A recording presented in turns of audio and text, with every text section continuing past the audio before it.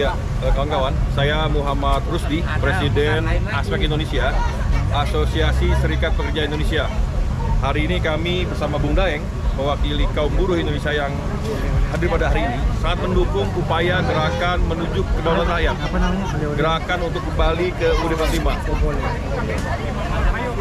Karena seperti diketahui kawan-kawan, bahwasannya kemerdekaan ini sebuah proses panjang dari seluruh para pejuang-pejuang kemerdekaan, baik para ulama termasuk adalah para aktivis-aktivis buruh yang berjuang dari awal-awal tahun 1900-an hingga 1945. Kita tahu bahwasanya kemerdekaan ini lahir dari sebuah proses perlawanan terhadap yang namanya Romusa, perlawanan terhadap namanya sistem kerja rodi, sistem tanam paksa. Itu yang terjadi saat itu. Nah, karenanya hari ini kami menilai bahwasanya Jokowi ini kemudian mengembalikan sistem tersebut kembali ke Indonesia. Kawan-kawan, hari ini ada menarik nih. Yang menarik adalah bahwasanya ternyata hari ini Indonesia adalah tingkat pengangguran tertinggi di ASEAN. Ya, ini bukti bahwasanya Jokowi gagal. Yang kedua, hari ini juga terjadi sebuah fenomena di mana Jakarta tingkat penganggurannya mengalami kenaikan 1000%. Kemudian Bangka Belitung mengalami kenaikan hampir 4000%.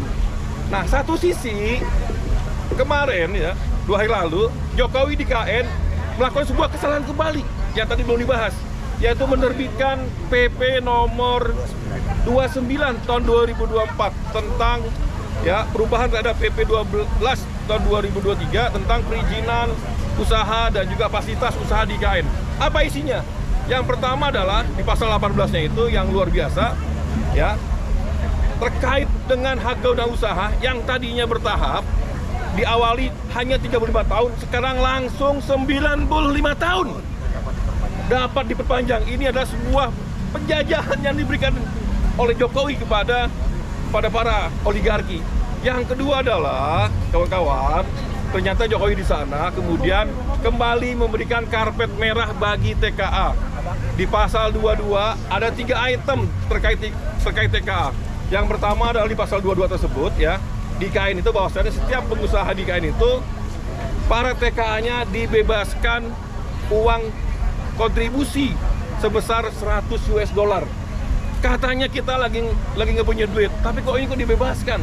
Ya, ini karpet merah. Yang kedua adalah RP TKA ya, rencana penggunaan TKA yang tadinya hanya untuk 5 tahun diperpanjang 10 tahun. Ini mau ngapain lama banget? Jangan-jangan nanti ada eksodus besar-besaran, tiba-tiba mereka menjadi warga negara sana. Yang ketiga juga perlindungan terhadap TKI, tenaga kerja lokal Indonesia, ini makin nggak jelas. Sebelumnya Jokowi melalui PP 34 yang merupakan turunan dari Omnibus Law dan juga PP 1635 sudah melakukan sebuah kejahatan konstitusi yang luar biasa. Yang pertama adalah menghapuskan kewajiban bagi TKA harus bisa berbahasa Indonesia. Menghilangkan kemudian rasio 1:10. Kalau TKA masuk 1 harusnya diikuti oleh 10 tenaga kerja lokal. Yang ketiga adalah harusnya TKA yang masuk itu adalah orang yang skill, punya pengalaman di bidangnya 5 tahun, punya pendidikan dan juga dia punya skill lah gitu kan. Bukan yang kaleng-kaleng. Nah, ini artinya adalah bahwasanya hak konstitusi kami yang diatur dalam pasal 27 bahwasanya setiap warga negara berhak mendapatkan pendapatan yang layak, berhak mendapat pekerjaan yang layak. Ini hari ini kami tidak menerimanya.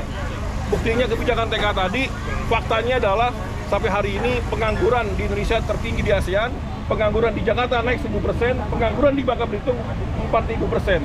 Ini artinya adalah Jokowi bukan hanya ya gagal dalam mimpi Indonesia, tapi juga kemudian berkhianat pada konstitusi. Hidup buruh! Hidup! Maka karenanya kami minta sekali lagi cabut PP 29 yang baru kemarin disahkan oleh Jokowi. Kemudian juga cabut Omnibus Law dengan segala turunannya.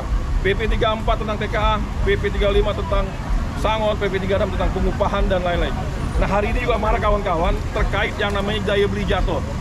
Hari daya beli jatuh sederhana kawan-kawan.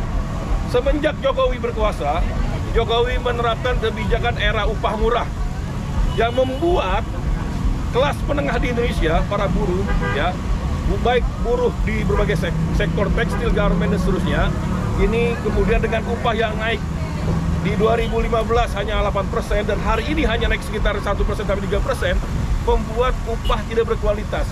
Ketika upah tidak berkualitas, udah otomatis ya untuk otomatis tidak bakal bisa upah tersebut bisa menyerap hasil-hasil produksi dari industri maupun jasa termasuk UKM.